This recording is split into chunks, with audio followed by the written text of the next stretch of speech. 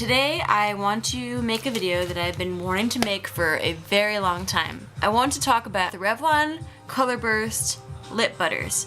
And I actually bought, let's see, all of these. Bought 5 of them. I started out with candy apple, and from there I loved it and I went crazy and I bought creme brulee, and then I bought cotton candy, or no, cupcake, and sweetheart, and lollipop. I actually don't have one called cotton candy, but there might be one called that, but I don't have it. Anyway, so I bought all of them because the colors are beautiful. I think they're really, really nice.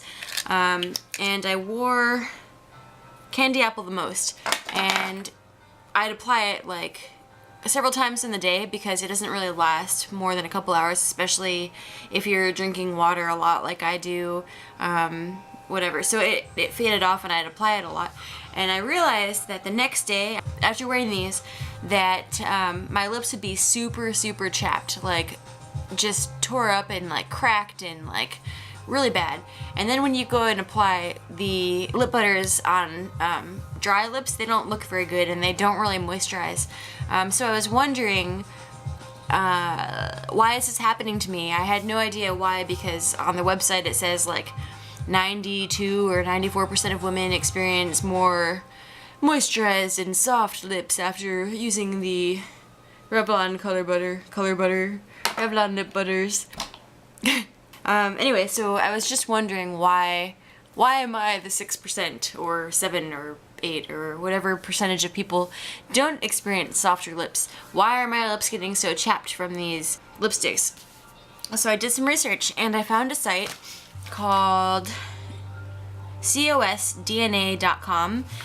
What I was looking for was the ingredient list for what's in these lip butters, and I couldn't find it on the Revlon site, which made me kind of upset because I think that all cosmetic companies should list their ingredients for everybody to know what's in them, because a lot of people have allergies. These actually have coconut oil in there, which I think is great. I love coconut oil. I use it on my hair and my skin, so that's one good ingredient, but I noticed there was a lot of not so good ingredients.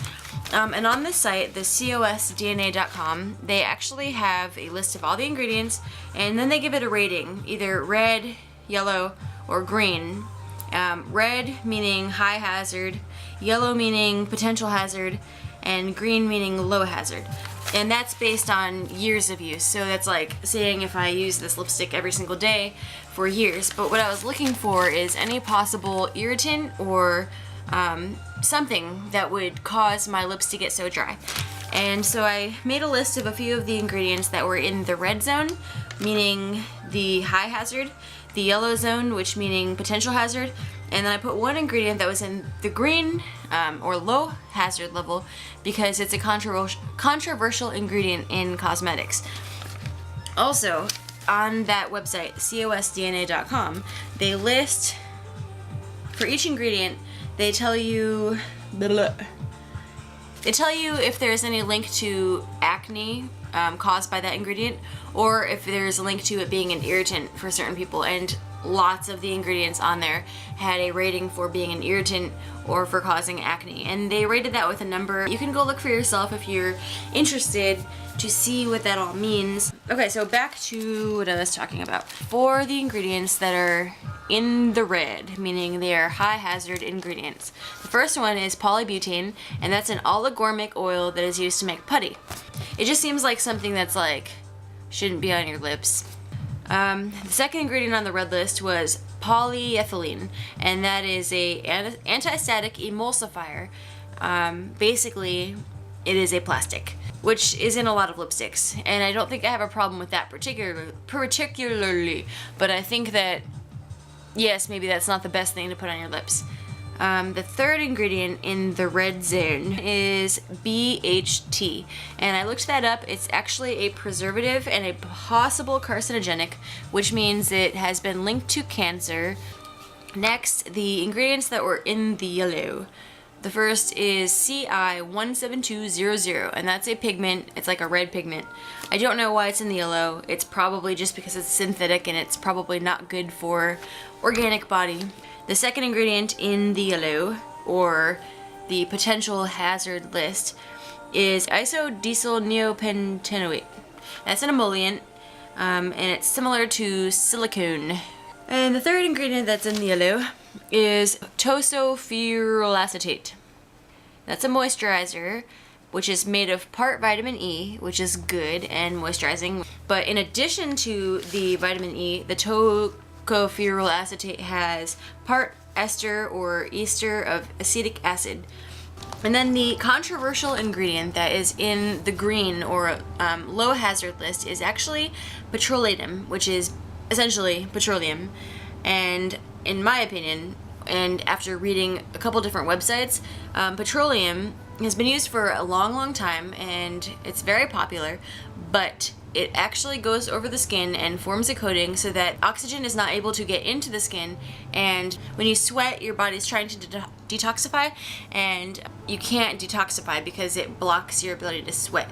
It's essentially a suffocation method for your skin, and when you put it on your lips, it blocks their ability to moisturize themselves, and I think that may be the ingredient that's causing my lips to crack. I don't know that much about it. I was just doing a little bit of research, and I didn't know if I was the only one that was having that problem with these Revlon lip butters, because they're extremely popular.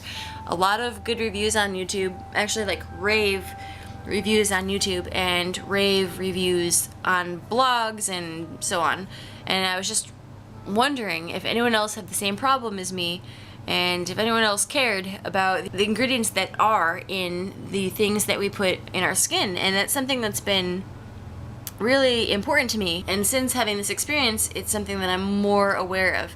And I think it's really important to kind of know and research what you're putting in your body. I don't think it's always safe. Like, so many makeup products cause people to break out. Well, why is that? That can't be a good thing. So I mean, like, research it, see what's in there, find out what ingredients might be irritants or what ingredients are linked to cancer, or I don't know. So that's the red flag that I saw, and it's also just kind of an eye-opening experience going through and seeing all the different ingredients that were in lipstick, or a lipstick that I like so much, and just see all the possible triggers for the reaction that I was having.